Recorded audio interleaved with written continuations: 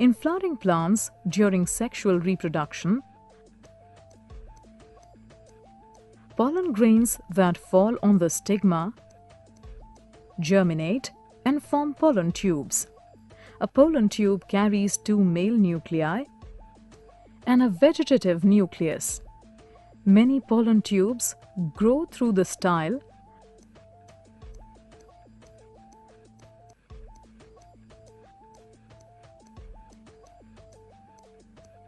but one enters the ovule through its micropyle and reaches the embryo sac.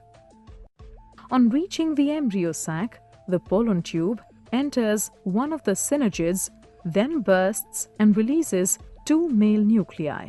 One male nucleus fuses with an egg nucleus to form a zygote, and the other male nucleus fuses with the two polar nuclei to form a triploid primary endosperm nucleus or pen.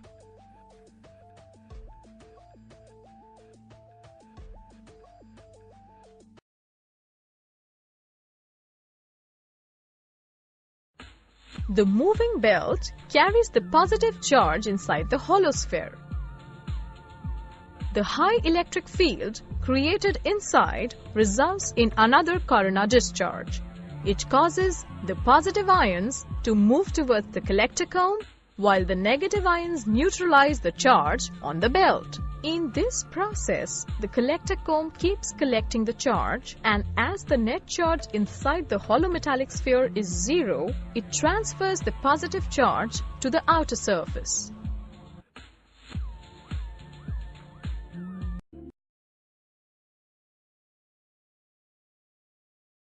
Ultrafiltration is a process to separate colloidal particles from the solvent and the dissolved impurities using specially made filter paper called an ultrafilter paper. An ultrafilter paper is supported over a wire mesh fixed inside a suitable container. The impure colloidal solution is then poured over the ultrafilter paper.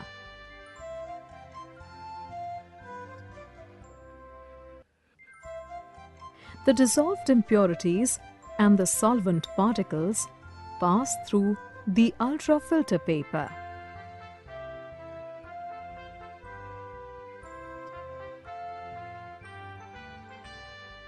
Their mixture is called an ultrafiltrate. The ultrafiltrate collects in the lower part of the container, from where it is removed.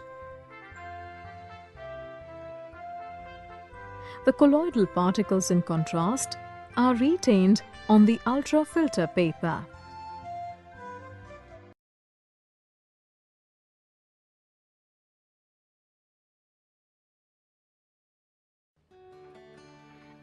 Disk method. Consider this continuous curve that represents a function y equal to f of x defined in the closed interval ab. At a point xi, consider a small segment of width delta x. Make a rectangle above the width delta x as shown.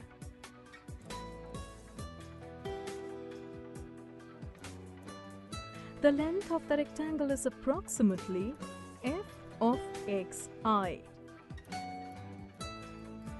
Now, if we revolve this thin rectangular strip about this axis perpendicular to it,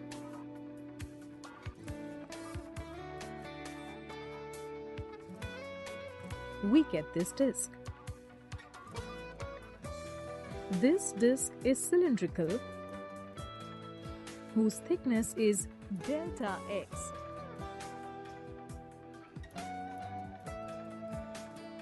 And base area is 5 times the square of its radius. The product of the base area and the thickness of the disk gives the volume of the disk. If we have n number of such rectangles in the closed interval AB and we revolve them about the x-axis, we get a solid whose volume is the sum of the volume of n number of disks. If the limit of n goes to infinity, we can represent this sum as pi times the definite integral from a to b, the square of f of x into dx.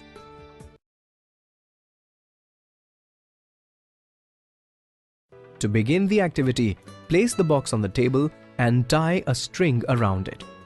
Attach the hook of the spring balance to the string. Pull the box with the help of the spring balance. The box is sliding. Note the force indicated by the spring balance. Now, place the pencils parallel to one another on the table. Carefully place the box on the pencils. Pull the box with the help of the spring balance. It is now easier to move the box. Is there any change in the force required? Look at the reading on the spring balance. It shows less force. In the first case, we applied force to overcome sliding friction. In the second case, we had to overcome rolling friction. Rolling friction comes into play when an object rolls over another. A lesser amount of force was required in the second case. This means that rolling friction is less than sliding friction. Thus, rolling helps in reducing friction.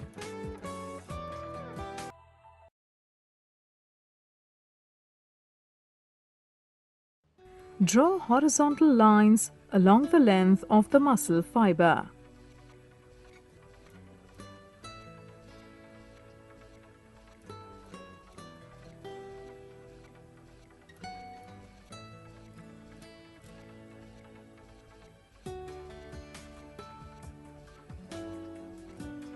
Alternately shade them black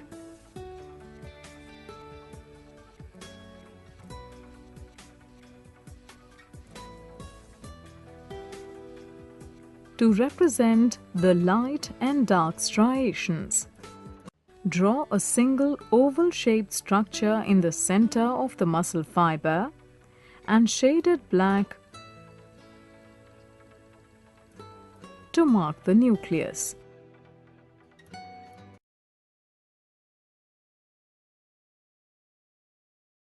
Most of the Harappan cities had covered drains that were laid out in straight lines. Each drain had a gentle slope so that water could flow through it. Very often, drains in houses were connected to those in streets, and smaller drains led into bigger ones. It's believed that houses, drains and streets were probably planned and built at the same time.